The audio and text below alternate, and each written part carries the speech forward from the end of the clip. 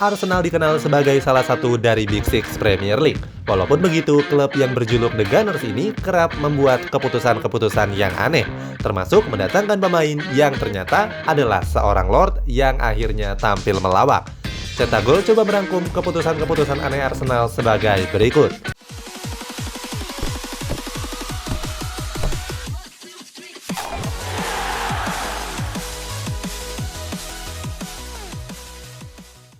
Mau beli Ben White dengan harga yang fantastis.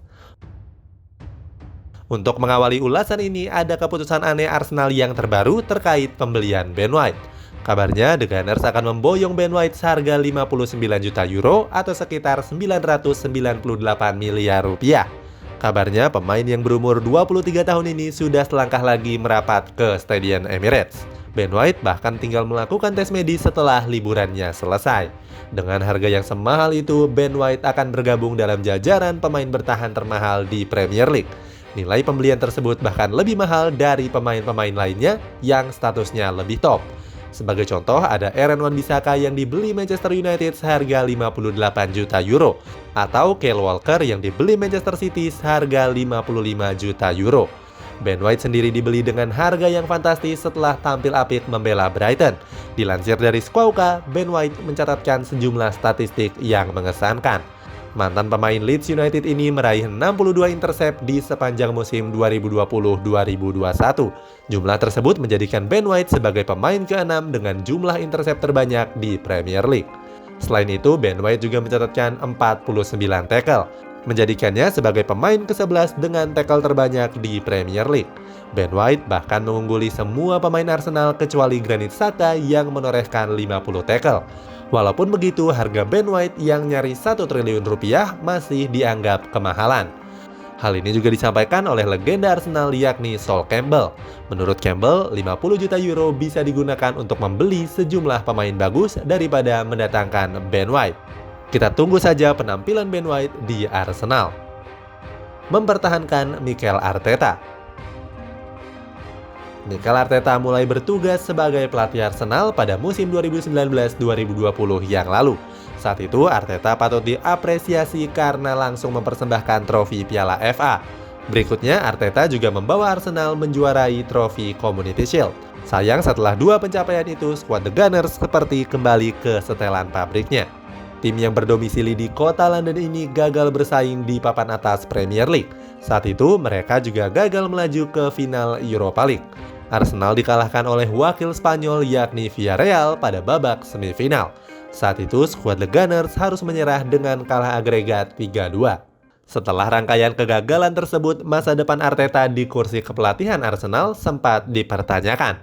Kabarnya, klub sudah memutuskan nasib Arteta di musim depan. Pemilik Arsenal yakni Stan Kroenke memutuskan untuk nggak memecat Arteta. Kroenke masih percaya kalau pelatih berumur 39 tahun ini bisa membangun Arsenal menjadi lebih baik lagi.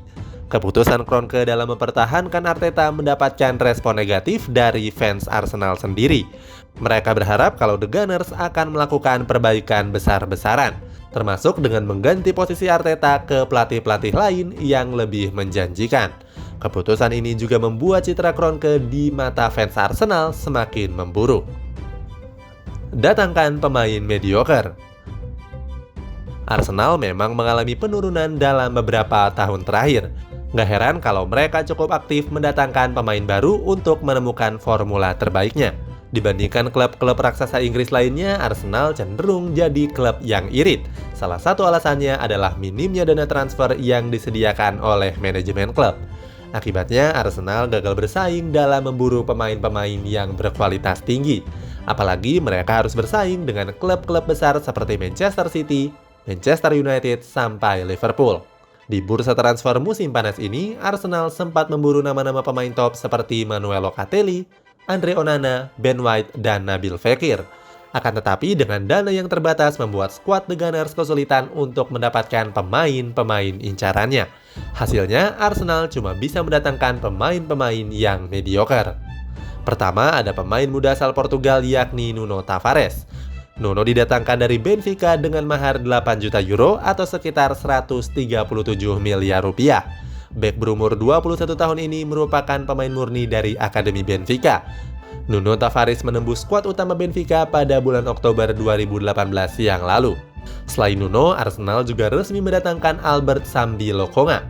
Lokonga didatangkan dari klub Belgia yakni Anderlecht dengan harga 17 juta euro atau sekitar 299 miliar rupiah.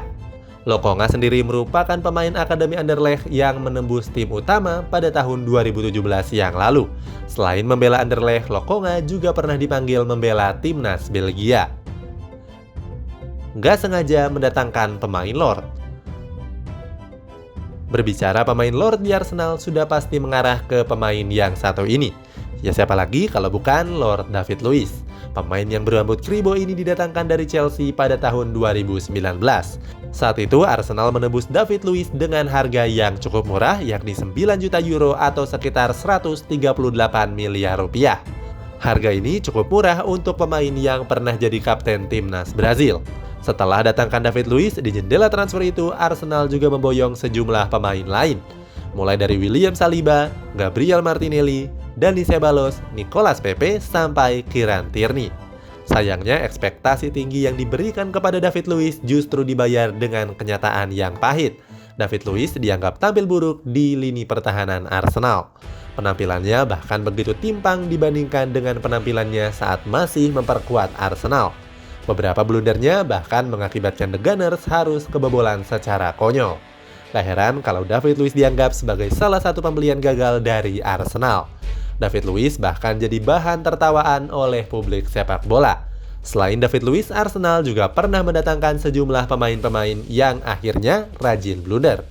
Mereka adalah Shkodran Mustafi dan Sokratis Papastopoulos. Gagal beli Jorginho. Beberapa waktu yang lalu, Jorginho merilis pernyataan yang membuat publik sepak bola terkejut. Penyebabnya karena gelandang Chelsea ini mengaku pernah nyaris bergabung dengan Arsenal. Saat itu Arsenal berminat mendatangkan Jorginho yang masih berseragam Napoli. Jorginho yang sempat tersingkirkan berhasil bangkit dan membawa Napoli sebagai klub penantang juara Serie A.